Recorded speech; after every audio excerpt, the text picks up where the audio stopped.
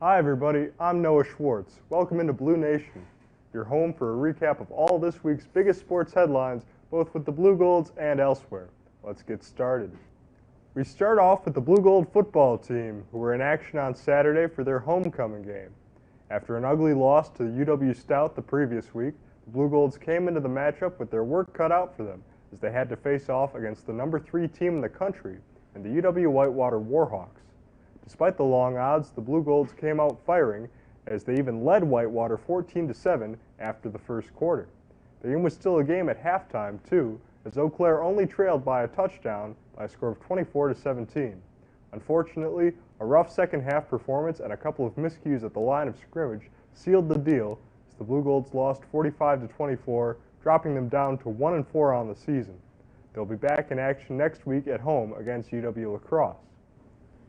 After sweeping UW Stout to improve to 4-0 in the WIAC, the Blugold volleyball team was back in action in a triangular against the University of Chicago and Elmhurst University. Once again, the 13th-ranked Blugolds proved that they belong in the conversation of the best teams in the country, as they swept the University of Chicago 3-0 and beat Elmhurst 3-2. The pair of victories improves the team's record to 16-4 on the season. They'll get underway in their next matchup at McPhee in just under an hour against St. Scholastica. And it's good news for the Blugold women's golf team. The WIAC Women's Golf Championship presented by Culver's took place at Reedsburg Country Club this weekend. For the Blugolds, senior Lexi Mead won the individual championship, shooting a score of 233 over the course of the tournament. Mead is the 13th Blugold to win an individual golf championship and the program's first since 2014. As a team, the Blugolds finished 4th overall. We congratulate Mead and the rest of the team on a great season.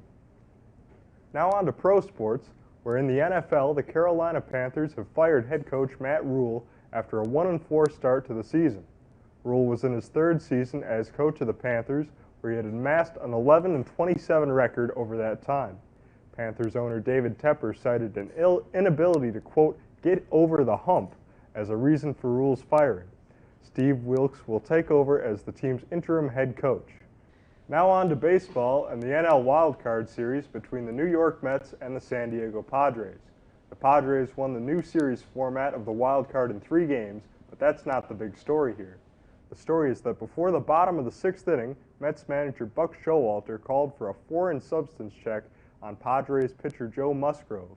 Umpires did not find any substances, but as ESPN's Brian Kenny and others point out, Musgrove's spin rate on his fastball was considerably higher than what it usually is. Musgrove was also hesitant to give a straight answer at the post-game press conference. And lastly tonight, the Board of Directors for Hockey Canada, the governing body for the country's Olympic and national teams, has resigned. The move comes after months of fallout over the mishandling of multiple sexual assault allegations by the organization. Canadian Prime Minister Justin Trudeau has even condemned the organization publicly. Last week, a number of major sponsors, including Tim Hortons, Scotiabank, Canadian Tire, and Chevrolet, pulled their funding from the organization. Scotiabank released a statement saying it could not be associated with the organization if it refused to change. It is unclear what comes next for the organization and its teams. The NHL and the Canadian government are still investigating the organization's handling of the claims. And now it's time to bring back an old BluNation favorite. It's time for the return of Debate Desk. This year we've revamped the format to make things more interesting. Gone is the timer because we're not the high school debate team. And also missing are the points because you, the viewers, are smart enough to decide for yourselves who's right. At least we hope you are. Think less C-SPAN and more ESPN's First Take. Now for your dining and dancing pleasure, please welcome to the show Justin and our moderator Jordan. How are you guys doing?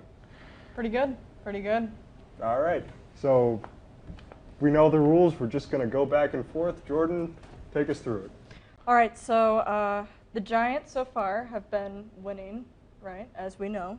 So, Justin, I want you to kind of carry this away right now and just let me know, like, are the Giants being for real right now, you know? Yes, they 100% are. This team's been putting it all together. They have the pieces. I mean, they have star power and Saquon. And on the defensive side, you got Dexter Lawrence, although he's been injured recently. They have the defense to be real, and that's what we've seen so far. Plus, Andrew Thomas, one of the best tackles in the league right now. He's playing out of his mind. The Giants are that team right now, and I think they have it all together and are finally starting to figure it out with Brian Dable leading them now. No, sorry, dude, no. They're the New York Football Giants. Their quarterback is Daniel Jones. Danny Dimes. Dimes. I don't care if he's Danny Dots. He is not going to lead them to the playoffs. I don't want to say that. I don't want to get ahead of myself. But that much. NFC East No, is I terrible. don't want to get ahead of myself. That NFC East, the Eagles are the best team. The Eagles are the best team in the NFC right now, and that's not a fluke. We know that. The Giants are a fluke. How are they a fluke? They've played well against solid teams all year and have won 4 out of their first 5. It's week 6. Are you giving out the playoff spots in week 6? No, Justin? but they are real right now. No. They are the team. They are a team to beat. You can't raise your voice. Well, we've got good audio people. You have good audio people, but you can't raise your voice if you're respectful. Right now, they are for real, and they've shown that. They beat our team last week. They've won a couple of good games, but I just don't think that they have. I don't think they have what it takes to keep it going through a whole NFL season. Saquon Barkley, Mr. Injury-prone himself, has been most of their offense. And this is the NFL. You need offense. You can't win games 6-3 every week. And not that they have, and not that they would, but I'm just saying your offense cannot depend on one guy who does 1/11 of the work like any other player does. But I have a question for you. What wins championships? Defense. And guess what they have right now? Do they have enough defense, though? I think they have a solid enough Do they? defense. Yes. I'm not sold. They've got Blake Martinez. Who cares? He's a tackle monster up the middle. He's not that fast, though. But I don't think he's fast. Who cares He's about not a fast enough linebacker? to All be- right, we're going to have you guys wrap up your final points right now. A fast linebacker is not necessary in today's game. Like, yes, it is thought to be necessary, but it isn't as long as you have fast guys around him, and that's what they have right now. Look, all I'm saying is I have not seen enough from the Giants yet to make me feel confident to say that they're real yet. That's what I'm saying, and that's where I'm leaving it. Okay, all right, that was good. That was good. So, on to our next question right now. So, kind of going off of that point in a sense, like the Green Bay Packers, they're not really doing so hot. We know that right now, right? Yeah. Okay. So, with the Green Bay Packers, would you say that it's time to panic? No. I'm putting my foot down. No, it is not time to panic quite yet. You have young wide receivers that are still developing. Sure, it's week 6, third of the way through the season. But usually those guys kick into gear at the halfway point, and it's not quite there yet. You got 3 more games, and then we can see some development. Also, with the Panthers exploding right now, have you heard the trade rumors out there? DJ Moore to the Packers, potentially. There's an explosive weapon that Rodgers could use on the outside. I don't think it's time to panic just quite yet, and that defense has been fairly solid to start the year. They were a little shaky against the run, but outside of the run game, they have been a solid defense. I don't know. You say that, and believe me, I'm a Packer fan just like you are. We know what this team is. I think it might be time to hit the big red button, slam on the desk, and go, hey, something's not working. Something is wrong. There should be warning lights going off in the cabin that is the airplane that is the Green Bay Packers right now. Aaron Rodgers is not playing like a back-to-back MVP like he has been. He is playing like a player who skipped off-season workouts, who thought about retirement, who mulled over retirement because his favorite wide receiver left, who has openly shared his distaste for the wide receivers that he has to play with. He's not playing like a team player. He's not even playing like a guy who cares about winning. He's not playing like himself. We all know that the Packers live and die with him. We all know something is wrong with this team, and in order for this not to be a wasted season, in order for the Packers not to get put in a very bad cap situation next year and get nothing to show for it with a 9-7 record, or whatever it may be when they finish this year, they need to hit a big red button. Now, I'm not saying it's Jordan Love time, but I'm saying that Matt LaFleur Too many stories on this show. Matt LaFleur needs to remember that he's the head coach of the Green Bay Packers. He needs to remember that he's Aaron Rodgers' boss, and he needs to tell Aaron, hey, get your head in the game. But the issue is it's one man. One man that's holding the team back right now. Yeah. You can't hit the big red panic button on one person. If it's Aaron Rodgers, if your team has lived and died with that one man for the last 15 more years, yeah, I think you do hit the big red button. Now, what else are you going to do? Are you just going to be content at 9-8? No, 9-8. 9-8 because of the 17th game. It throws me off, too. Yes. But you're looking at this team right now. It's set up for success for the future. It's not right now. Sure, the cap situation with Rodgers is horrendous. Horrendous. But he's going to be gone in a couple years, and after that, wide open. He's going to be gone in a couple years. The Packers are going to have a fortune in dead cap money from him, thanks to his idiotic contract. I don't care that he's the best quarterback in the league. He is just not. He is putting the Packers in a really tough situation if they don't win now. They need to win now. They need to hit the big red button. It's time to, maybe not panic, but it's time to get worried. You can't lose to the Giants in London like that and almost lose to a third-string quarterback for New England. But you also have to take into account the young guys that are on this team. I mean, Quay Walker hasn't been great. The wide receivers haven't been great. There's time to develop yet, and you have to give them time. You can't panic on them right off the bat in their rookie season either. Yes, the young guys are good, and they will be good, and they'll develop, but it doesn't do them any good to go 9-8 this year. Somebody needs to wake Rodgers up. That's what I'm saying. All right. That was a really good discussion. I think that you guys covered some good points. So the last question that I have for you guys is a pretty big one, I think. So how bad can things get for Russell Wilson and the Broncos, do you guys think? You know, there's one thing you got to do to change the ship right now. You got to fire Nathaniel Hackett, and you got to call up Clint Kubiak, because the last time the Broncos have had success, a Kubiak was at the helm, all right?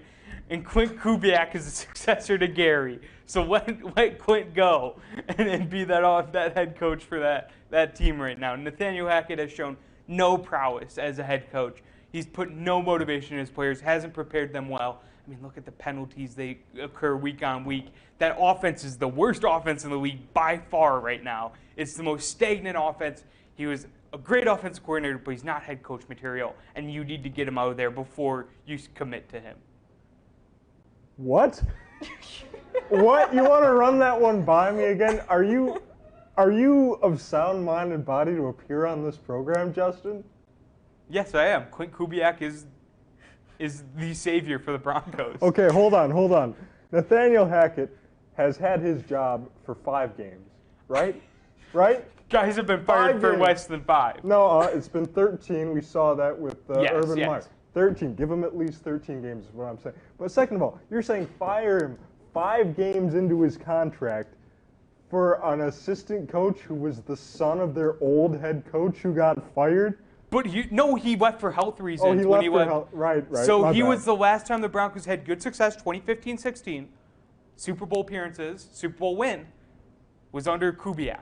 Why not try it again? Well, see, because this is the United States, and you don't base stuff off of who your father was. That's why. But I'm not basing off who his father was. No, I'm just saying, nepotism. I'm just saying, you might as well try it with the last name. That's it. I mean, hey, at this point, things are so bad for the Broncos, you might as well. And I don't see them getting better anytime soon. Russell Wilson is cooking, but all he's cooking is poison. He is not cooking anything good.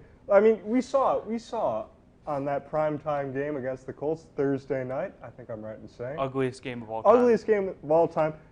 Completely disregarding open wide receivers. Yeah. And you've got young, unproven, no-name wide receivers who feel confident enough to show up their franchise Super Bowl winning quarterback on national TV. That says a lot. We've seen the pictures of teammates glaring at Russell Wilson on the bench, giving him the stink eye, giving him the nastiest side eye you've ever seen.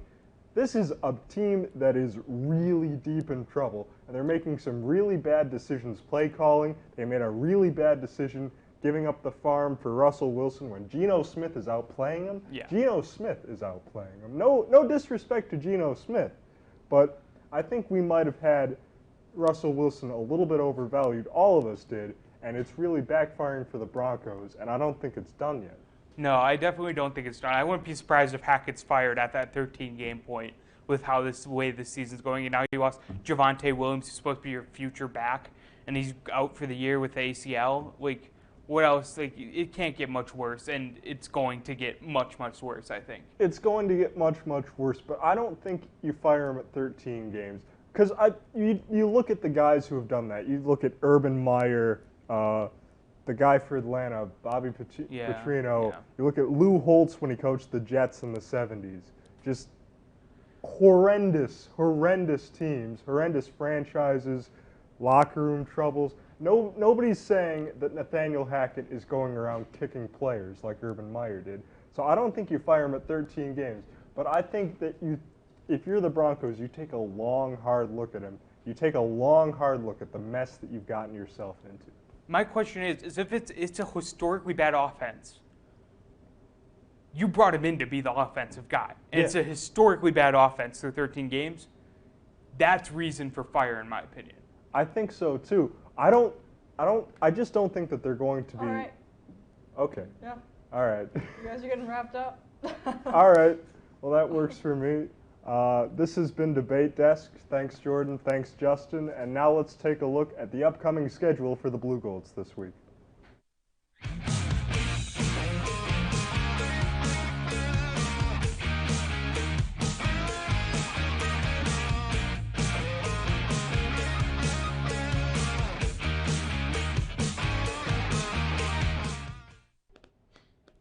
Welcome back. Now it's time to do what we do best. It's time to pick this week's NFL games. We'd like to welcome back to the show Dan Zons, who's here to make some picks.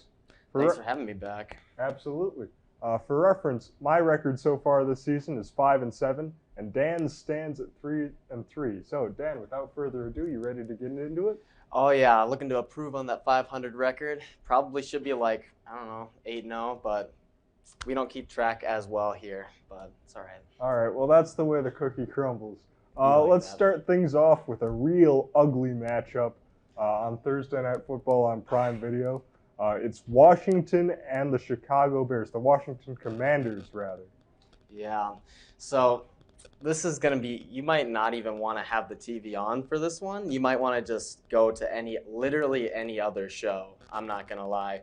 The Chicago Bears and the Washington Commanders is going to suck. I'm sorry. But I think if you're a Bears fan, this is going to be great for you. I normally don't like to pick the rival in this, but I don't see Wentz and the Commanders coming out on top. They have Terry McLaurin on their team. And trust me, I know from experience, he's only gotten like 75 yards in these last 3 games. They are not utilizing their great players that they have. Even Brian Robinson came back, and he was only able to get, 22 yards, and he looked pretty fresh from what I saw. They just couldn't get the ball to him. So, Bears all the way. Yeah, I mean, it's hard to disagree with you, and I don't think I can. As bad as Chicago has been this season, with Justin Fields showing some more struggles and that whole team just not being skilled enough to be competitive, they still look a lot better than the Commanders. I'm never going to get used to saying that name, by the way. Part of me still wants to call them the Washington Football Team, but I don't know. Carson Wentz is not that guy. No. We know that. Those uniforms are not it. Terry McLaurin does not have the freedom to stretch his legs the way he wants to in that offense. It's just, I know the Bears burned me last week, but I'm still picking them. Honestly, the one thing I do like is that Bears defense is the only good, bright part of that team. But I think they're going to keep getting better. I don't think Justin Fields will be that guy, but that's just my opinion. We'll just have to see how he improves. We'll have to see. Now we get into the Sunday games, Jets and Packers. And Dan, is this one a contest? Honestly, with Zach Wilson playing as well as he has been, I honestly think that this is going to be a good game, especially after what we saw, the Packers against the Giants. Those 2 teams are, in my opinion, on the same caliber. Because that Jets team is, on and off. They're good, really good one time, and then, bad other times. But to be fair, the times they were bad was with like Joe Flacco. They have Zach Wilson this time. They have pretty good defense, pretty good offensive skill positions. I still think the Packers, I got to take the Packers, of course, but I think it'll be a good game. I think so too. I think that Zach Wilson has got that dog in him, but I think that the Packers. I think if the Packers are going to wake up, this is the week that they do it. They're not going to lose to two subpar New York teams or New Jersey teams, I should say, 2 weeks in a row. Especially not at Lambeau. I'm taking the Packers. Oh, especially at Lambeau. Yeah. Now we get into another game that a couple of our viewers might like to be interested in. It'll be Vikings at the Dolphins.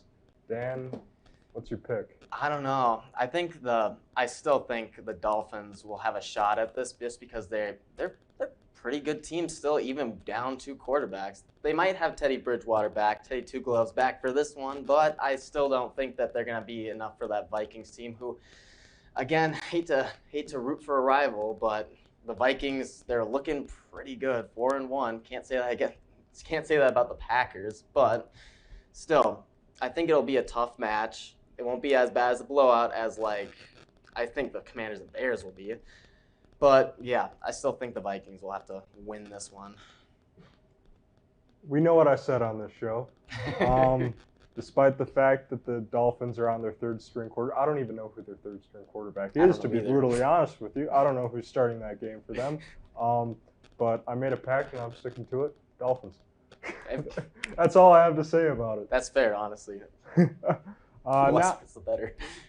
Yeah, now we get into the best game, I think, at least for my money, for a lot of people's money. Oh, yeah. On the docket, Bills at Chiefs will be not America's game of the week, but the CBS equivalent of that. Mm-hmm. 2 AFC powerhouses. Who you got, Dan?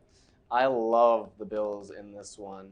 They really just have been looking great, and even I can't pick apart this team and find something that's really bad about them. I know they've had some struggles offensively a little bit, with the running game, and they're even looking at Christian McCaffrey. They put out a trade, I don't think they put out an official offer, but they're looking for Christian McCaffrey because their running game isn't that great. However, I still like the Bills in this one. The Chiefs, I don't know if you saw that game last night against the Raiders. The Chiefs, their defense was not looking good, and that Raiders team is now 1-4 too. But yes, the Bills are going to take this one, 100%.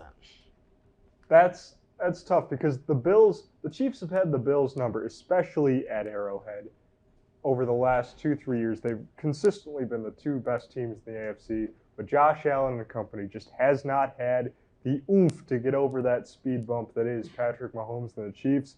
But the Chiefs, I mean, it feels like we say this every year. Patrick Mahomes is playing hero ball. They're just not playing the way that they want to play. Yeah. And to me, I think this, even with the Bills and all their injury woes, I think this is the week that they get it done. Oh yeah, times change, and the Mahomes, they still have Travis Kelce, but they don't have that speed demon and Tyreek. They replace them with other kind of speed demons with Valdez-Scantling, former Packer, and I can't remember the other name, but they tried replacing him. They don't have that Tyreek Hill character that can go out there and get a 50-yard bomb from Mahomes. They just don't have that kind of power anymore. So yeah, obviously got to go with Bills on this. Got to. Now we move into Sunday Night Football, and it's an NFC East showdown where the Dallas Cowboys travel up to Philadelphia to take on the Eagles. Who you got? Honestly, this might be my game of the week. I think that the Cowboys are in a position to be it's been crazy what they've done without Dak. It's been absolutely crazy. Cooper Rush might as well be the next Aaron Rodgers at this point. He's been able to lead that team, and that is a good built team. And I dissed Mike McCarthy so bad, but he's actually been running that team like the 2010 Packers. It's crazy. I think that the Eagles still come out on top with this, though. I like Jalen Hurts. I like that receiving core they have. The Eagles' defense is surprisingly great this year. But yeah, just without Dak Prescott, I still think the Eagles have that slight edge on top of them. Absolutely. I think that First of all, I want to reiterate. There we go. What you said about the Cowboys, because it's been unbelievable what they've been able to do since Dak Prescott went down early in the season. I think a lot of this has to do with Jerry Jones, the owner down there. I think he hears the sand running in the hourglass a little bit. He wants another Super Bowl ring, you know. Yeah, it's been too long. It's been like 20 years. Yeah, almost 30 now, I think. Geez. But still, I think that's really put pressure on him to build a winner, and I think he has. But I think that the Eagles are too real. I think they're too well built. I think that they're too on fire, and I think they come out with the win. Oh yeah, easily. And, not easily, but hard fought. Hard fought easily. Something like that. And lastly, we close out the week with the Denver Broncos taking on AFC West rival the Los Angeles Chargers. Dan, who's your pick and why is it Los Angeles? I took the Broncos last time, and they surprisingly got a win for me. I'm going to take them again. Shocking? Maybe. To Justin? Probably not. However, they're 1-4, I believe. But if there's one win that they're going to need to get, it's going to be this one before they start like, all right, maybe Nathaniel Hackett isn't the person. Not saying it should be the other Kubiak, but they might need to start looking at someone else out there. Because if they drop to 1-5, they're like, do they start tanking at this point? Is Russell Wilson like, is he putting on backup? Like, what's going on here now? So this is a must-win for them. I see them coming on top, not by very much. Plus that Chargers team hasn't been like sure, because they've had that many injuries and they just haven't had that many, like, I don't know, they just don't seem that real to me yet. They could once we progress on the season, maybe they're that team, but I still think the Broncos will need to get this one. They'll have that fire going for this next one. Well, we'll have to see. I think just as much as, you wonder about the Chargers sometimes, even though Justin Herbert has had a lot of success, they haven't had as much success as everybody kind of feels like they've had, and it's always weird when you go back and you look and go, oh, they've only done this. Yeah. It's tough to do that, and I think this might be another one of those years for the Chargers, as the last 2 decades or so have been. Yeah, for sure. But there's no way. There is no way. There is no way that I'm picking the Broncos here. Just have to see. It'll be the Chargers. Well, thanks, Dan. It's been a lot of fun. We'll see how we did next week. Of course. Well, that closes the book on this episode of BluNation. I've done all the damage I can do here. To find more episodes of BluNation and other great TV10 content, visit us at mytv10.uwec.edu. For Dan, Jordan, and Justin, and all the rest of us here at the studio, I'm Noah Schwartz. Good night, everybody.